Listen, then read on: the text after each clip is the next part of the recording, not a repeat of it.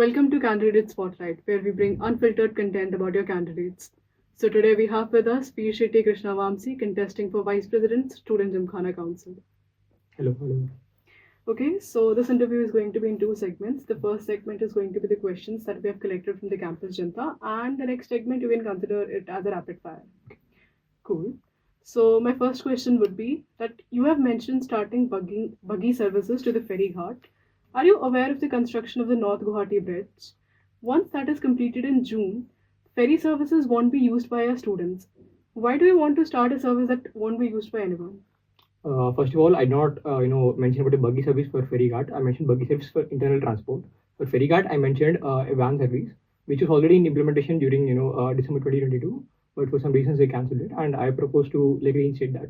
And the issue is that the North Goa Bridge, it has been under construction for my whole campus life since 2022, and it's not. And for your information, it will be that inauguration might be during around October, not June. So even if the inauguration completed, students will always look out for like free and easy transport choices. So the point of instating this van service to ferry guard is to reduce the load on the buses. So if you do this for the ferry guards, then the load on the buses will reduce eventually, and people will obviously will go to ferry guard. It's not like the bridge is complete. Students will of course use the bridge. They might or might not use, and also not like I'll enforce this agenda down the road of everyone. In case in future if the service is no longer needed, we can take it back. Cool. Next question is you have an agenda of 24/7 co-ed workspaces for academic and recreational purposes. Currently, as you can see, that the library is open till 2 a.m. and on normal days, and during exams it's 24/7. So, what do you have to say about this? And also, what kind of recreational activities are you planning after midnight? Okay, so for your first part, library, you already know the state of library right now. Like the capacity of library is too low compared to the student strength that we have, and library is no place to discuss. Library is a place where you study with peace. My point is to create a discussion space where people can sit together and work for their competition projects and all. And in all these things, you need a lot of you go through a lot of debates and all. So I feel library is not a space for that, and library should be reserved for students who want to study in peace.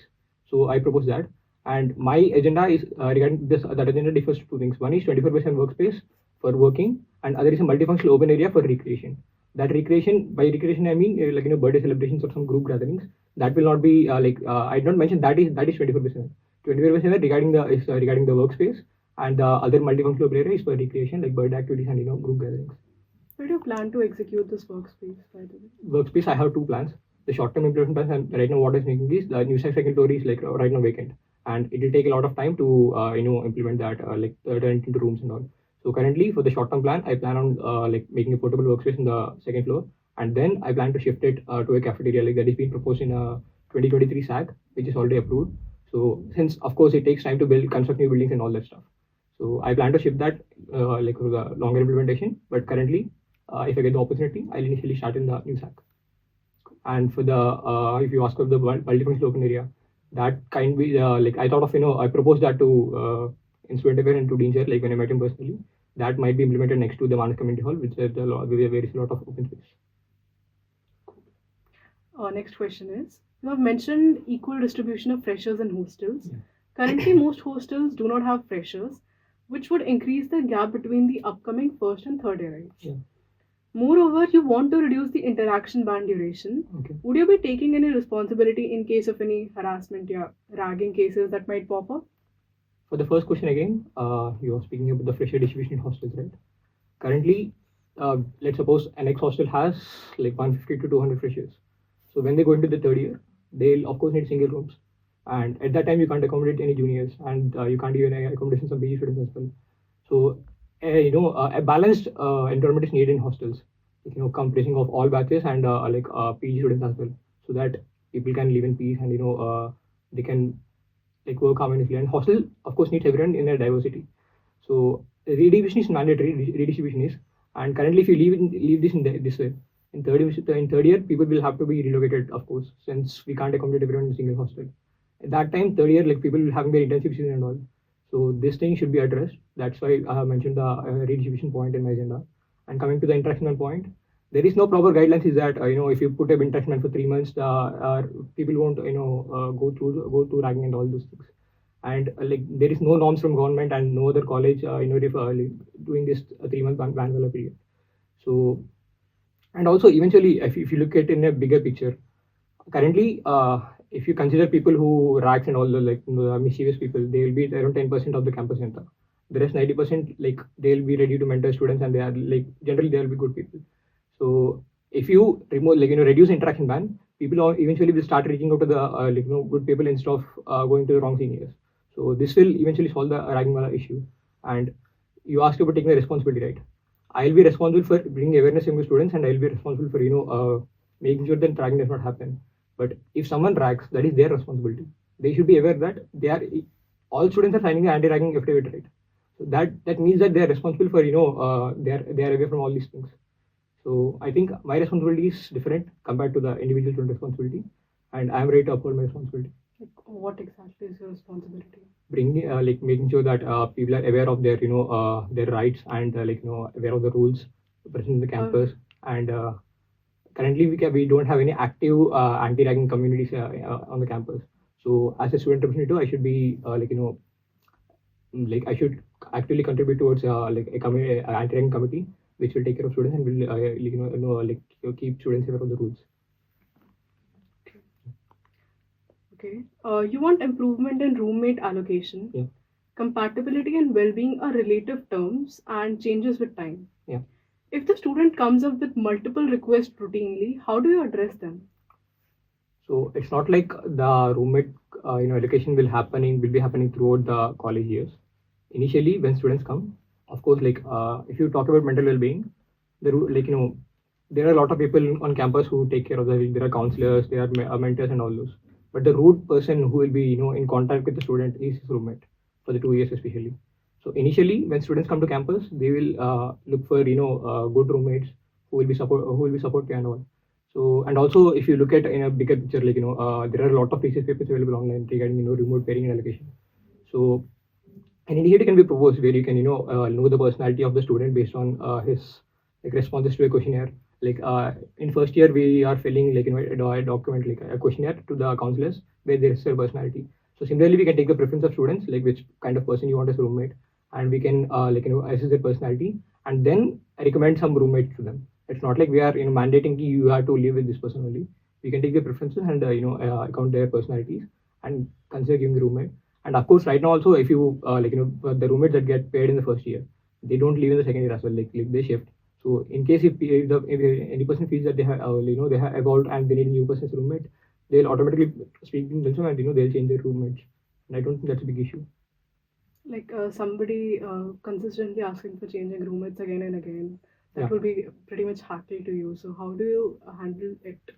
So currently, even when there is no roommate allocation, the same thing is happening. People who are not compatible with their roommates, they are asking to change their roommates. And majority of people, they don't ask. They just speak between themselves. Like they'll feel that let me shift to this guy, and you change to this guy, and they mutually agree. This happens because they all four of them know that they are not compatible with each other, and they feel they are better off with their like new friends. So they do that. I don't think it will be a very big issue, given that like initially students know no one before coming to campus. They know very few people, and roommate allocation like works for the initial period only. Then of course, if students feel that their preference should be changed, their preference are changed, they can change their roommates at hostel level. I don't think there should be a college level involvement in that, since it's a hostel level event. Cool. Okay. Currently, the CCD operates as an independent body with closed policies. Yeah. Last year, only APC was given the opportunity to apply for PC, and the placement data this year has also not been promising. Yeah. What initiatives do you plan to take to address these concerns, and what are your views on this, and how do you intend to reform policies and how? So there is a council called Student Affairs Council, which is the apex policy making body for all student-related concerns. That Gymkhana Council, CCD, SAIL, all these are part of the SAC. And the issue, like you mentioned, APC and PCs, right? Earlier there used to be PC and ICs, and before that there used to be GenSec of CCD. And all these changes are happening because there is no proper constitution for CCD and there is no proper policy for CCD. So, and also I don't think it's not certain that they should CCD things should happen. So the head of CCD has been keeping on changing from the past few years. So everyone are doing their own doing to their best to improve the placements. But it's high time, I think, since we completed recently 25 years of our college establishment. It's high time, like we have already realized what's working for us, what's not working for us. So I'll propose in the SAC meeting that might happen in the that will happen in the near future, and I'll propose to make a constitution for the CCD and establish certain rules which will be followed consistently without any changes. Cool. So that was it for the first segment. Okay. In the segment, we'll be just asking question that is related to the general knowledge. Yeah, sure. Okay, first is, what is SAC short for? SAC, you mean in new SAC or SAC. SEC student- SAC. Okay, Student Affairs Council.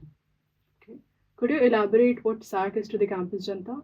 Yeah, Student Affairs Council is where the policy making is done for all student related matters. Like as I said, for the Gymkhana Council, for SAIL, for CCD. So and whatever the student related matters are there, all policies are referred to SAC, and SAC takes care of all new club editions and all those things.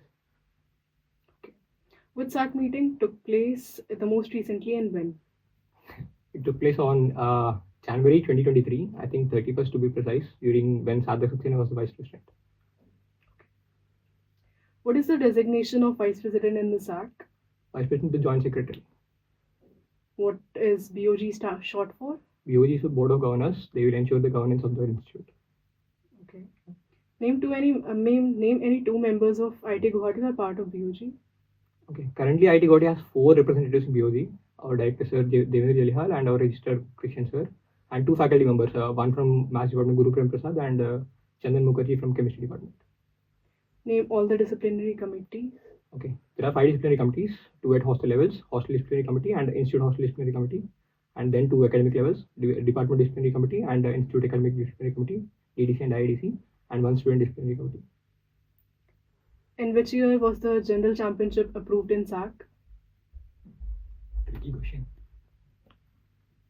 Okay, I am aware that Kriti happened in 2013, like to my knowledge. So I think around 2013 got approved. Not sure of the exact date. How many clubs are there in Tech Board, Cult Board, Sports Board, and Welfare Board, respectively?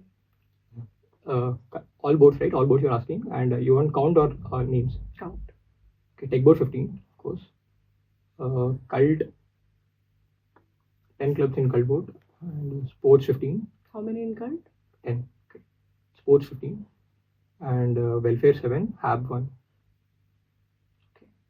What is SPICMAKI short for? Because second I know this. Society for Promotion of Indian Classical Music and Culture Amongst Youth. Started by Kiran Sethi sir from IIT Delhi in 1994. I guess he was in campus last year. Cool. That is it for the interview. Thank you so much. Thank you.